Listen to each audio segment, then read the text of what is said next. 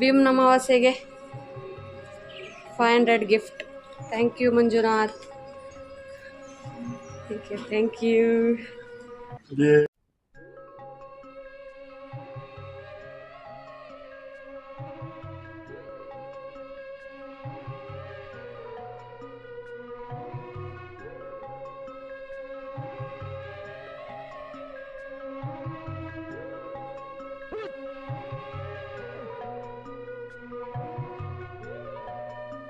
Hi, welcome back. ಈಗ ಆಲಪ್ಪ ಸ್ವಾಮಿ ಟೆಂಪಲ್ಗೆ ಬಂದಿದ್ದೀವಿ.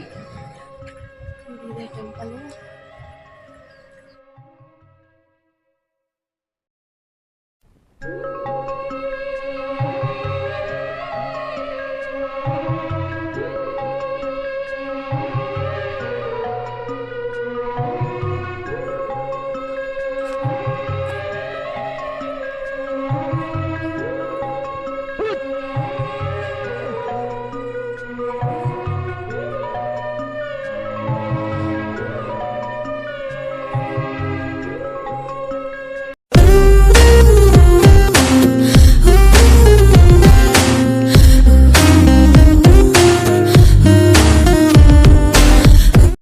ಹಾಯ್, ಶುಭೋದಯ.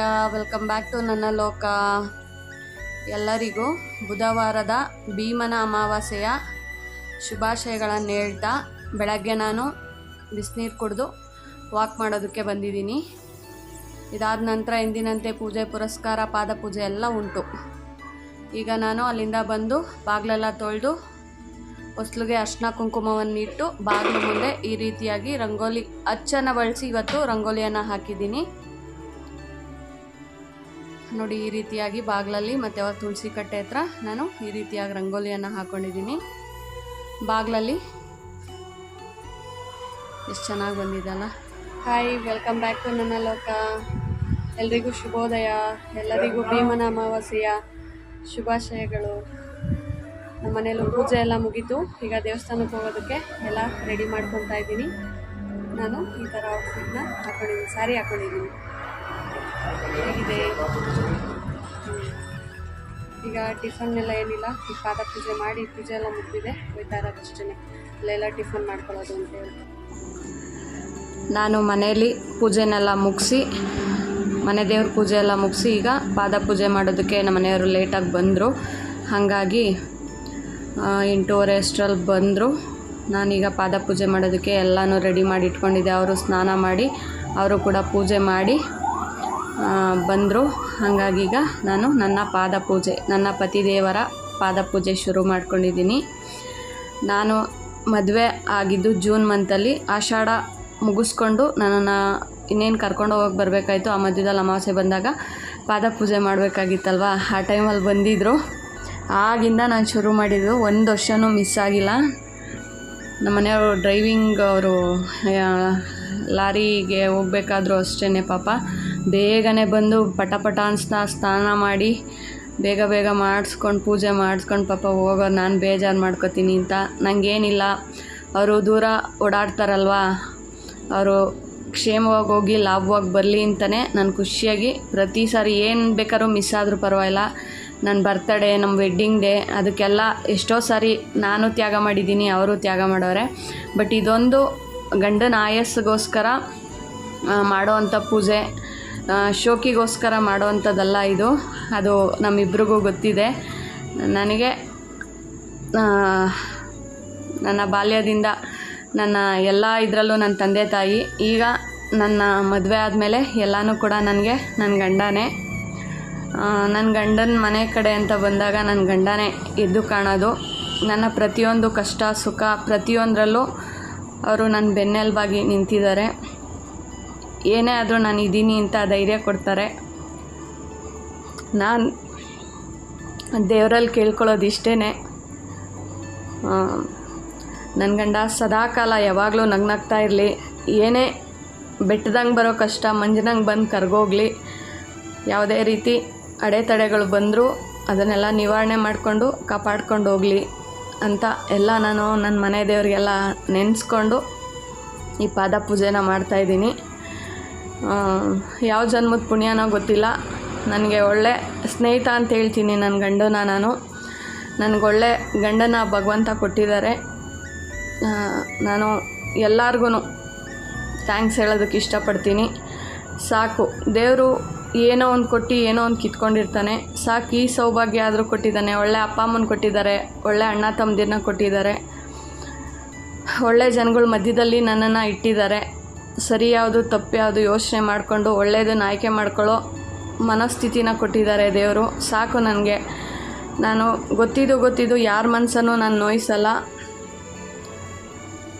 ಗೊತ್ತಿಲ್ಲದೆ ಯಾರಿಗಾರು ನನ್ನ ಮನಸ್ಸು ನೋಯಿಸಿದರೆ ಈ ಮೂಲಕನೂ ನಂಗೆ ಕ್ಷಮೆನೂ ಕೇಳ್ಕೊತೀನಿ, ನನ್ನ ಗಂಡಂಗೂ ಸೇರಿಸಿ. ಯಾಕಪ್ಪ ಅಂತಂದರೆ ನನಗೆ ಬೇಜಾನು ಹರ್ಟ್ ಆಗಿರುತ್ತೆ. ನಾನು ಯಾಕಪ್ಪ ಬೇರೆಯವ್ರಿಗೆ ಹರ್ಟ್ ಮಾಡಲಿ. ಕೆಲವೊಬ್ಬರು ಉದ್ದೇಶಪೂರ್ವಕವಾಗಿ ಮಾಡಿದ್ರು, ಅದು ಅವರವ್ರಿಗೆ ಬಿಟ್ಟಿದ್ದು, ನನಗೇನಿಲ್ಲ. ಹಂಗೆ ಹೇಳ್ತಾ ಅವ್ರಿಗೂ ಆರತಿ ಎಲ್ಲ ಬೆಳಗಿ ಸ್ವಲ್ಪ ಎಮೋಷ್ನಲ್ ಆಗಿಬಿಡ್ತೀನಿ. ಕೆಲವೊಂದು ವಿಚಾರ ಬಂದರೆ ನಾನು ಎಷ್ಟು ಖುಷಿಯಾಗಿರ್ತೀನೋ ಅಷ್ಟು ಎಮೋಷ್ನಲ್ ಆಗ್ತೀನಿ. ಅನಂತರ ಪಾದ ಪೂಜೆ ಎಲ್ಲ ಮಾಡಿ ಆಶೀರ್ವಾದ ತಗೊಂಡು ಅಕ್ಷತೆ ಮತ್ತು ಹೂವನ್ನ ಅವ್ರ ಕೈಗೆ ಕೊಟ್ಟು ಆಶೀರ್ವಾದ ಮಾಡು, ದೀರ್ಘ ಸುಮಂಗಲಿ ಭವ ಅಂತ ಹೇಳುವಂತ ಪಾಪ ಹೇಳ್ಕೊಟ್ಟೆ. ದೇವ್ರಂತ ಗಂಡ ನನಗೊಂದು ಜೀವನದಲ್ಲಿ ಹೆಣ್ಮಗು ಅಂತ ಹುಟ್ಟಿದ್ರೆ, ಮಗು ಅಂತ ನನ್ನ ಹಣೆ ಬರದಲ್ಲಿ ಬರೆದು ಒಂದು ಹೆಣ್ಮಗು ಅಂತ ಹುಟ್ಟಿದ್ರೆ ಎಲ್ರಿಗೂ ನನ್ನ ತಂದೆ ಅಂತ ಗಂಡನೇ ಸಿಗಲಿ, ನನ್ನ ಗಂಡನಂತ ಗಂಡನೇ ಸಿಗಲಿ ಅಂತಲೇ ಅಂದ್ಕೊತೀನಿ. ನಮ್ಮಪ್ಪನೂ ಅಷ್ಟೇ ಪ್ರೀತಿಯಿಂದ ನಮ್ಮನ್ನು ನೋಡ್ಕೋತಾಯಿದ್ರು. ಮಧ್ಯದಲ್ಲಿ ಎಲ್ಲರಿಗೂ ಒಂದು ಚಟ ಅಂತಿರುತ್ತೆ, ಲೈಟಾಗಿ ಕುಡಿತಾಯಿದ್ರು ಅಷ್ಟೇ ಹೊರತು, ಅದು ಮನೇಲಿ ಎಲ್ಲರ ಮನೇಲೂ ಕಾಮನ್ನು. ಅದನ್ನು ಹೊರತುಪಡಿಸಿದ್ರೆ ಹೆಂಡತಿ ಮಕ್ಕಳು ಅನ್ನೋ ಪ್ರೀತಿ ತುಂಬ ಇತ್ತು ಅವ್ರಿಗೆ. ನನ್ನ ಗಂಡಂಗೂ ಅಷ್ಟೇ ಚೆನ್ನಾಗಿ ನೋಡ್ಕೊತಾರೆ. ನಾನು ಅಷ್ಟೇ, ನಂಗೆ ಇದೇ ಬೇಕು ಅದೇ ಬೇಕು ಅಂತ ನಾನೇನು ಅವ್ರನ್ನ ಕೇಳಲ್ಲ. ಏನಿರುತ್ತೋ ಏನೂ ಇಲ್ಲ ಅಂದರೆ ಇರೋದ್ರಲ್ಲಾಗುತ್ತೆ ಬಿಡು ಅಂತ ನಾನು ಅವ್ರಿಗೆ ಧೈರ್ಯ ಹೇಳ್ಕೊಂಡು ಹೋಗ್ತೀನಿ. ನಾನು ಸೋತಾಗ ಅವರು ನನಗೆ ಹೆಗ್ಲಾಗಿರ್ತಾರೆ, ಅವ್ರು ಸೋತಾಗ ನಾನು ಅವ್ರಿಗೆ ಹೆಗ್ಲಾಗಿರ್ತೀನಿ. ನಾವು ಮದುವೆ ಆದಾಗಿಂದ ಏನೇನೆಲ್ಲ ಸಮಸ್ಯೆಗಳನ್ನ ಜೊತೆಯಾಗಿ ಎದುರಿಸ್ಕೊಂಬಂದಿದ್ದೀವಿ ಅಂತ ನಮ್ಗೆ ಗೊತ್ತು. ಆದರೂ ದೇವರು ನಮ್ಮ ಜೊತೆ ಇದ್ದಾರೆ ಅಂತ ಹೇಳೋದಕ್ಕೆ ಇಷ್ಟಪಡ್ತೀನಿ. ಏನೇ ಇರಲಿ, ಭೂಮಿ ಮೇಲೆ ಬಂದ್ಬಿಟ್ಟಿದ್ದೀವಿ, ಹೋಗೋವರೆಗೂ ಖುಷಿಯಾಗಿ ಜೊತೆಯಾಗಿ ಇರಲಿ ಅಂತ ಭಗವಂತನಲ್ಲಿ ನಾನು ಕೇಳ್ಕೊತೀನಿ. ನನ್ನ ಗಂಡನ ಜೊತೆ ಮುಂದೆ ಏನಿದೆ ಅಂತ ನನಗೆ ಗೊತ್ತಿಲ್ಲ. ನಾನು ಇರೋವರೆಗೂ ನನ್ನ ಕೈಲಾದಷ್ಟು ನನ್ನ ಜೊತೆ ಇರೋರನ್ನ ನನ್ನ ಮನಸ್ಸನ್ನ ಅರ್ತು ನನ್ನ ಜೊತೆ ಇರೋರನ್ನ ನಾನು ಯಾವಾಗಲೂ ಖುಷಿಯಾಗಿ ಇಟ್ಕೊಳ್ಳೋದಕ್ಕೆ ಇಷ್ಟಪಡ್ತೀನಿ. ಇಷ್ಟು ಹೇಳ್ತಾ ನೋಡಿ, ನನ್ನ ಪಾದ ಪೂಜೆ ಈ ರೀತಿಯಾಗಿ ನಾನು ಮುಗಿಸ್ಕೊಂಡಿದ್ದೀನಿ. ಪಾದ ಪೂಜೆ ಎಲ್ಲ ಮಾಡಿದ ನಂತರ ಗಂಡನ ಕೈಗೆ ಕಂಕಣನ ಕಟ್ಟಬೇಕಂತೆ. ಅದಕ್ಕೆ ನಾನೆಲ್ಲ ಪೂಜೆ ಮುಗಿಸಿನೇ, ನನಗೆ ಒಬ್ಬರು ಬ್ರಾಹ್ಮಿಣ್ಸ್ ಅವರ ಆಂಟಿ ಅವ್ರು ಹೇಳ್ಕೊಟ್ಟಿದ್ದು ಪಾದ ಪೂಜೆ. ಫಸ್ಟು ಮನೆ ದೇವ್ರ ಪೂಜೆ ಎಲ್ಲ ಮಾಡಿ ಅನಂತರ ಪಾದ ಪೂಜೆ ಮಾಡಿ ಅವ್ರಿಗೆ ಆರತಿ ಬೆಳಗ್ದು, ದೃಷ್ಟಿ ಆರತಿ ಬೆಳಗಿ ಆನಂತರ ಇಬ್ಬರು ಗಂಡನ ಕೈಗೆ ಕಂಕಣ, ಅದು ಭೀಮನ್ ಥರ ಗಟ್ಟಿಯಾಗಿರಲಿ ನಮ್ಮಿಬ್ಬರು ಬಂದ ಅಂಥೇಳಿ ಆ ಕಂಕಣನ ಕಟ್ಟೋದಂತೆ. ಅವರಿಗೆ ನಾನು ಕಟ್ಬಿಟ್ಟು ಅದಕ್ಕೂ ಪೂಜೆ ಮಾಡಿದೆ. ಅಷ್ಟೇ, ಎಲ್ಲೇ ಇದ್ದರೂ ಶ್ರೀರಕ್ಷೆಯಾಗಿರಪ್ಪ ಅಂತ ಜ್ಯೋತಿರ್ಭೀಮೇಶ್ವರ ಪಾರ್ವತಿಯವ್ರನ್ನ ನೆನೆಸ್ಕೊಂಡು ಅವ್ರ ಕೈಗೆ ನಾನು ಕಟ್ಟಿ, ಮತ್ತು ಅವರು ಕೂಡ ನನಗೆ ಕಟ್ತಾ ಇದ್ದಾರೆ. ಚೆನ್ನಾಗಿತ್ತು ಒಂಥರ. ಅವರು ಇವತ್ತು ಕೆಲಸ ಏನೂ ಇರಲಿಲ್ಲ. ಮಳೆಗಾಲದಲ್ಲಿ ಸ್ವಲ್ಪ ಕೆಲಸಗಳು ಕಮ್ಮಿನೇ. ಇಲ್ಲ ಅಂದರೆ ಪಾಪ ಅವ್ರೇನೋ ಗಾಡಿಗೆ ಹೋಗೋದಿತ್ತು ಅಂದರೆ, ಇಲ್ಲ ಮರ ಏನಾರು ಅದು ಇದು ಮಾಡೋದಿತ್ತು ಅಂದರೆ ಬೇಗನೆ ಪಾಪ ಬಂದ್ಬಿಡೋರು. 5 ಗಂಟೆ ರಾತ್ರಿ, ಎಷ್ಟೋ ಸರಿ 3 ಗಂಟೆ 2 ಗಂಟೆ ರಾತ್ರಿಗೆಲ್ಲ ಈ ಭೀಮ್ನ ಅಮಾವಾಸ್ಯೆ ಮಾಡಿದ್ದೀನಿ. ನೋಡಿ, ನನ್ನ ಗಂಡ ಗಿಫ್ಟ್ ಕೊಟ್ಟರು, ಬಳೆ ತೊಟ್ಕೋ, ಹೂವು ಮುಟ್ಕೋ, ನಿಂಗೆ ಏನು ಬೇಕೋ ತಗೋ, ಬೇಕಾ ಇನ್ನೂ ಅಂದರು. ಸಾಕು, ನಿನ್ನ ಪ್ರೀತಿ ಒಂದು ಸಾಕು ಅಂತೇಳಿ ಇಬ್ಬರು ಹಾಗೆ ಒಂದು ಕಂಕಣದೊಂದು ಫೋಟೋ ತೊಗೊಂಡ್ವಿ. ಅದಾದ ನಂತರ ನಾವಿಲ್ಲಿ ದೇವಸ್ಥಾನಕ್ಕೆ ಹೊರಡ್ತಾ ಇದ್ವಿ. ಹಾಗೆ ಇಬ್ಬರು ಒಂದು ಜೊತೆಯಲ್ಲಿ, ಅವ್ರ ಪಾಪ ನೋಡಲಿಲ್ಲ, ಹಾಗೆ ಒಂದು ಫೋಟೋ ತೊಗೊಂಡು ಈಗ ನಾವು ದೇವಸ್ಥಾನಕ್ಕೆ ಹೋಗ್ತಾ ಇದ್ದೀವಿ. ಹಾಲಪ್ಪ ಸ್ವಾಮಿ ಮತ್ತು ಚಿಕ್ಕಣ್ಣ ಸ್ವಾಮಿಗೆ ಹೋಗೋಣ ಅಂಥೇಳಿ ಹೊರಟಿದ್ದೀವಿ.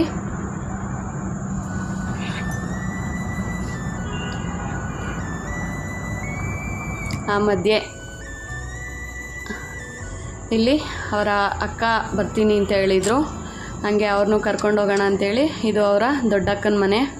ಅಲ್ಲಿಗೆ ಬಂದು ಅವ್ರನ್ನೂ ಕರ್ಕೊಂಡು ಇಲ್ಲಿ ಹಾಲಪ್ಪ ಸ್ವಾಮಿ ಟೆಂಪಲ್ಗೆ ಬಂದ್ವಿ.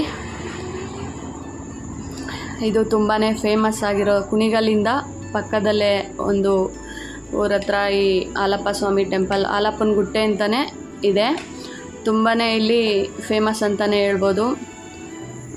ಏನಾದ್ರು ದೆವ್ವ ಗಾಳಿ ಅದು ಇದು ಏನಾದ್ರು ಇದಾದರೆ ಇಲ್ಲಿ ತಂದು ಈ ದೇವಸ್ಥಾನದ ಹತ್ರ ಬಿಟ್ಬಿಟ್ಟು ಕಾಯ್ಕೊಂಡು ಕೂತ್ಕೋತಾರೆ.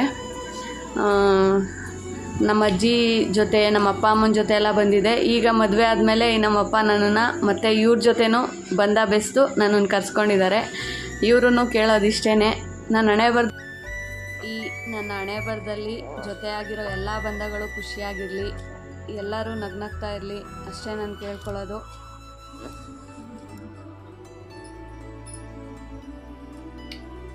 Hi, welcome back.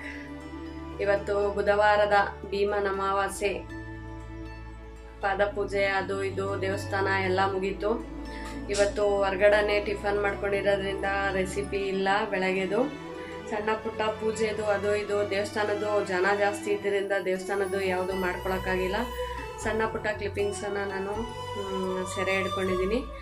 ಈಗ ಅಲ್ಲಿಂದ ಬರೋ ಅಷ್ಟರಲ್ಲಿ ಒಂದು 4:15 ಗಂಟೆ ಆಗಿತ್ತು. ಅಲ್ಲಿಂದ ಒಂದು ಸಂಜೆ ಪೂಜೆ ಎಲ್ಲ ಮುಗಿಸಿ ಎದ್ದಿನಂತೆ. ಇವಾಗ ಇನ್ನೂ ಬೆಳಗ್ಗೆ ಅನ್ನ ಎಲ್ಲ ಮಾಡಿದ್ದಿತ್ತಲ್ವ, ಅದೇ ಇತ್ತು. ಮುದ್ದೆ ಮತ್ತು ಮೊಸರು ಸಾಂಬಾರು, ಮೊಸರು ಸಾಳೆ ಮಾಡಿದ್ದೀನಿ. ಅವರೊಬ್ರಿಗೆ, ನನಗೆ ದೇವಸ್ಥಾನದ ಊಟ ತಿಂದಿರೋದ್ರಿಂದ ತಿನ್ನೋಕ್ಕೇನು ಮನಸ್ಸಿಲ್ಲ. ಹಂಗಾಗಿ ಅವರಿಗೆ ಮೊಸರು ಸಾಂಬಾರು ಅಂದರೆ ಮೊಸರು ಶಾಳೆ ಮಾಡಿ ಮುದ್ದೆ ಮಾಡಿದ್ದೀನಿ. ಅದೇ ಇವಾಗ ಊಟ ಮಾಡ್ಕೊತೀವಿ. ನಾನು ಇವತ್ತಿನ ಬುಧವಾರದ ವ್ಲಾಗನ್ನು ನಾನು ಇಲ್ಲಿಗೆ ಎಂಡ್ ಮಾಡ್ತೀನಿ. ಥ್ಯಾಂಕ್ಸ್ ಫಾರ್ ವಾಚಿಂಗ್ ನನ್ನ ಲೋಕ. ಬಾಯ್, ಟೇಕ್ ಕೇರ್. ನಿಮ್ಮ ಸಪೋರ್ಟ್ ಯಾವಾಗಲೂ ಹೀಗೆ ಇರಲಿ. ಈಗ ರಾತ್ರಿ ಊಟಕ್ಕೆ ಮುದ್ದೆ ಮೊಸರು ಶಾಳೆ ಮಾಡಿದ್ದೆ, ಹಾಗೆ ಅನ್ನ ಮಾಡಿಕೊಂಡು ಈಗ ಅವ್ರಿಗೆ ಊಟಕ್ಕೆ ಕೊಟ್ಟಿದ್ದೀನಿ. ಅಷ್ಟೇ ಇವತ್ತಿನ ವ್ಲಾಗು, ಏನಿಲ್ಲ. ಅನ್ನ ಮುದ್ದೆ ಮೊಸರು ಶಾಳೆ ರಾತ್ರಿ ಊಟಕ್ಕೆ. ಥ್ಯಾಂಕ್ಸ್ ಫಾರ್ ವಾಚಿಂಗ್ ನನ್ನ ಲೋಕ.